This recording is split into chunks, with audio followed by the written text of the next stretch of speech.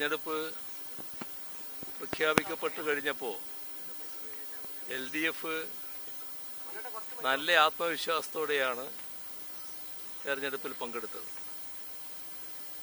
ഇപ്പോൾ ഇന്നത്തോടെ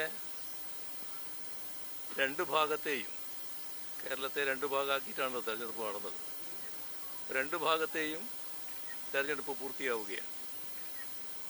തെരഞ്ഞെടുപ്പ് പ്രവർത്തനങ്ങളിൽ കണ്ട അനുഭവം LDFന് വലിയ തോതിലുള്ള പിന്തുണ ജനങ്ങളിൽ നിന്ന് ലഭിക്കുന്നുവെന്നാണ്.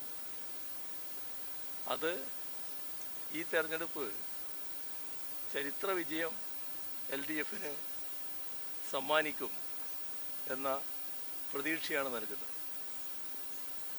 UDFന്റെ കേന്ദ്രങ്ങളെന്ന് സാധാരണ കണക്കാക്കുന്ന തദ്ദേശ സ്വയംഭരണ അതിർത്തികളടക്കം ഇത്തവണ LDFനെ സ്വീകരിക്കാൻ തയ്യാറായിരിക്കുന്നു എന്നതാണ് ഇതേവരെയുള്ള അനുഭവം സൂചിപ്പിക്കുന്നത്. അപ്പോൾ മികവാർന്ന വിജയത്തിലേക്ക് LDF കുതിക്കുന്ന കാഴ്ചയായിരിക്കും ഈ തെരഞ്ഞെടുപ്പിൽ ഉണ്ടാവും.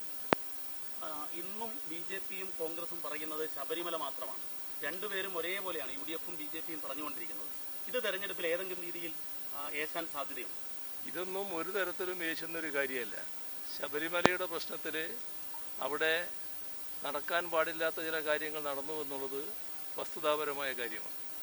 ആ കാര്യത്തിൽ സർക്കാർ കർക്കശമായ നിലപാടാണ് എടുത്തത്.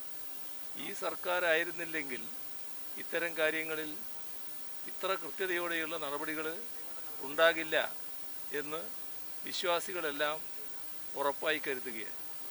അതുകൊണ്ട് തന്നെയാണ് സർക്കാർ സ്വീകരിക്കുന്ന നടപടികൾക്ക് വിശ്വാസികളുടെ ആകെ പിന്തുണ ലഭ്യമാകുന്നത്.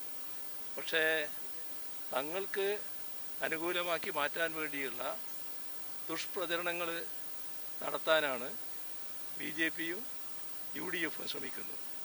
രണ്ടു കൂട്ടരും ഇക്കാര്യത്തിൽ ഒരേ വണ്ടിയിൽ സഞ്ചരിക്കുന്നതാണ് നമുക്ക് കാണാൻ കഴിയുന്നത്.